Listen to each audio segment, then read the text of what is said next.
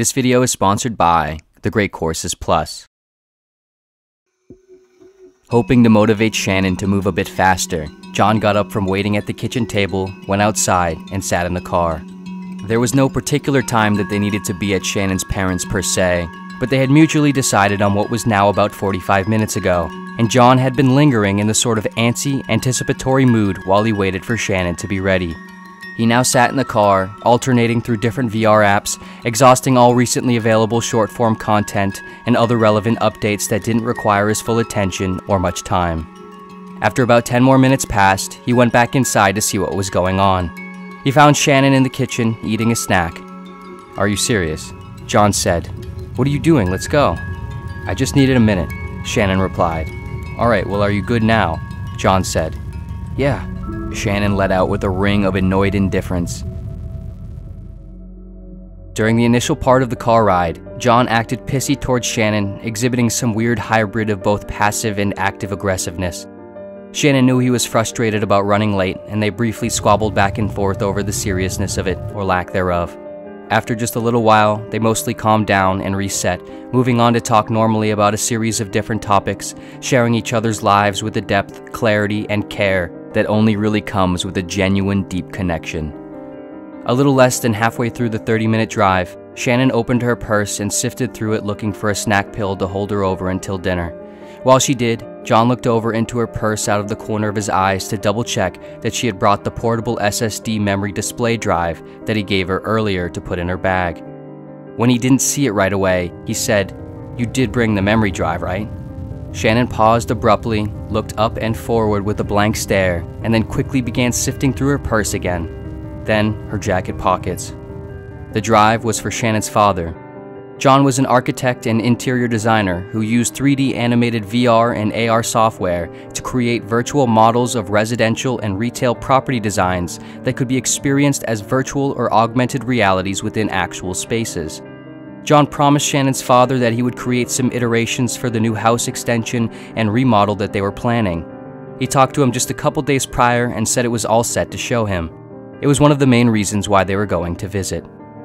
As it became increasingly apparent that Shannon probably didn't have it, John said with a clenched voice, "Shannon, how do you not know if you have it or not?" After exhausting her performance, Shannon said with an annoyed yet guilty exasperation, "I don't know, can you just relax for a second?" Briefly closing her eyes and drooping her head down. "You seriously didn't bring it. I handed it right to you, it's a simple thing," John said. "I know, I must have put it on the counter when you handed it to me and forgot to put it in my bag after. It's called an accident," she replied. Neither were true. John had actually put it on the counter himself and then told Shannon that it was there, but never really explicitly asked her to grab it, which made it sort of both their mistake. John exhaled with a long grunting sound and the car went quiet for several minute-long seconds. "You know, it's really not that big of a deal. We can just go back and get it if you want. I don't mind and my parents will be fine in another hour," Shannon said. "We already left an hour late to begin with, Shannon," John said, then going on to insistently argue with her, quickly turning the relatively mild inconvenience into a more than mild one. John truly loved Shannon. At this point, they had been married for 18 years. Shannon's more carefreeness and looser relationship with time was one of the key qualities that deeply attracted him to her, and likewise, his rigid pragmatism attracted her to him. However, like many relationships, this uniting glue was simultaneously the sticking point to many of their problems, the conflicting bond of two opposite poles. Consequently, they loved each other with the kind of love that doesn't always look like love, but is nonetheless just as real as any other. This moment in the car, however, was not unusual.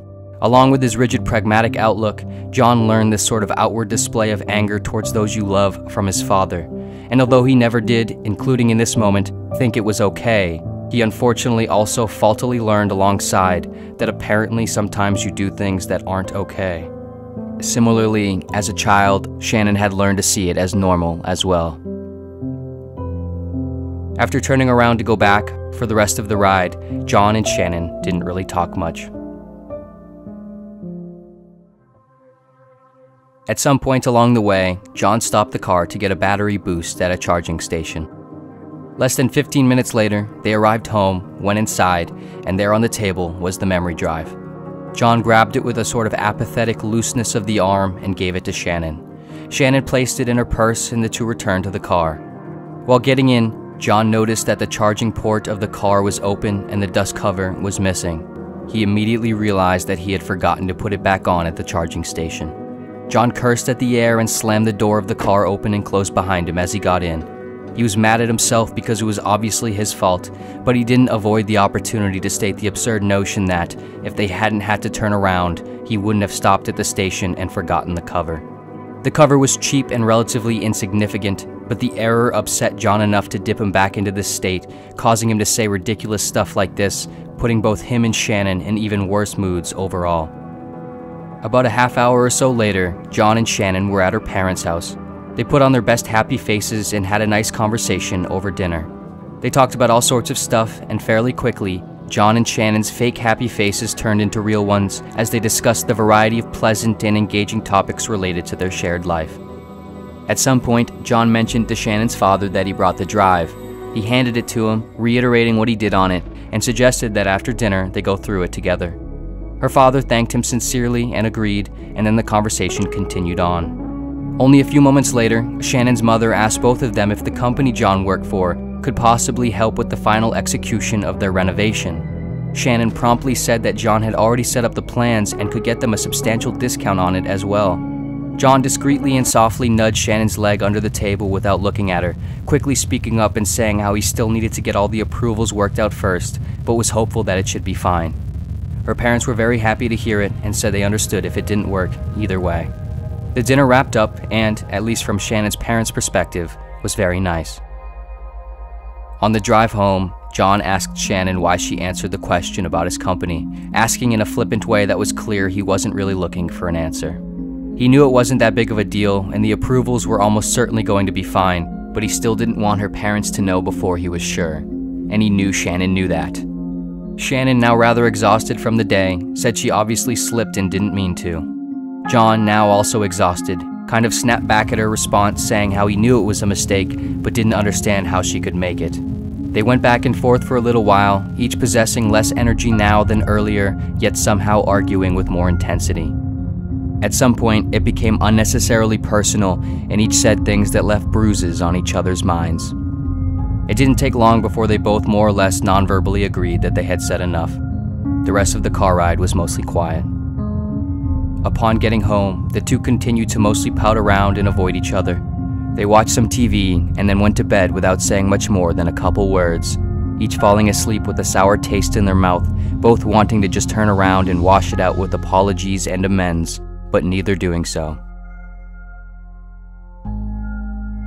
This is the 658th time John has lived this day. At least once every week, he relives this or one of the prior several days through a memory retrieval software. The software works by using a brain-computer interface which scans the short and long-term memory areas of the user's brain, retrieving, mapping, and reconstructing their neural firings as the user attempts to recall specific memories. Simultaneously, it scans and maps the visual network part of the brain that is activated in relation to the memories, conjoining the two sources of data and forming it into a hyper-real, film-like, interpretational rendering, which can be saved like a video and experienced as a POV through VR and AR devices. This particular day, this particular memory, was the last one John had with Shannon. The next morning, on her walk to work, she was hit by a car and killed.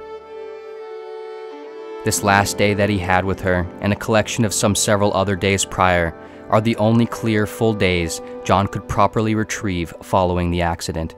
He occasionally alternates across the different days, which are mostly all essentially the same, and sometimes watches just individual moments that he was able to recall as isolated memories. But something about this last full day specifically feels the clearest and most real. He loves re-experiencing it as if it were his actual day, hearing Shannon's voice, seeing her face, and experiencing the illusion of being there with her for the last time. Every time, however, he has to watch himself treat Shannon with crassness, impatience, and disregard over what is now so clearly nothing. Generally simple, insignificant blips of order and plans, almost always a mistake that was equal part, if not fully his own, almost always things with the consequence of little to nothing. Generally minor inconveniences turned major, generally good moments or days turned bad for no real reasons. And every time, it devastates him. But despite these days being filled with mundane ordinariness and these childish displays of useless anger and frustration, they are better than almost all the days John has had since. People often say, live every day as if it were your last, but far less commonly do you hear, live every day as if it were everyone else's. It isn't easy for John. It's a constant effort. The loss of his wife didn't make the obvious but nearly impossible cliches of life any easier. For a while, it made even just showering feel like a hike. But as a token to the lesson of her memory, John now tries with full commitment to consider in each and every interaction he has with those he likes, loves, or hates, what if this were his last one? What if yesterday's was, or tomorrow's will be? One never knows for sure which memory will be their last with someone until they can't form any anymore.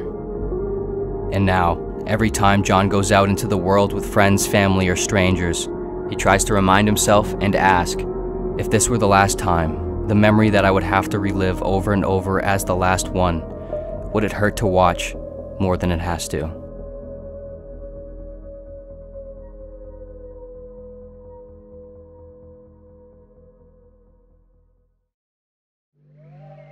This video was sponsored by The Great Courses Plus. Perhaps one of the hardest parts of maintaining lifelong education is finding the means to properly do so without giving up too much of your time and resources. The Great Courses Plus is a curated, on-demand video learning platform that provides a library of over 11,000 reliable, in-depth lectures taught by professors from Ivy Leagues and top universities around the world, as well as places like National Geographic, making learning on your own terms convenient, organized, and dependable. With content offered in areas like science, philosophy, psychology, history, linguistics, math, art, and much more, there are courses for just about anyone's interests. If you enjoy learning about different topics related to human behavior and the reasons we do the strange things we do, one particularly great course is entitled Understanding the Mysteries of Human Behavior, taught by Professor of Psychology and Neuroscience Mark Leary, in which he goes into a wide array of topics related to the evolutionary origins of human behaviors, the formation and consequences of certain personality traits, the causal interactions between our social world and internal experiences, and so on. A subscription to the Great Courses Plus can now easily be gifted through their website, making a great gift for a curious mind. Or, of course, you can start your own subscription and test out their free trial today by visiting thegreatcoursesplus.com/pursuitofwonder, or by clicking the link in the description below. And of course, thank you so much for watching in general, and see you next video.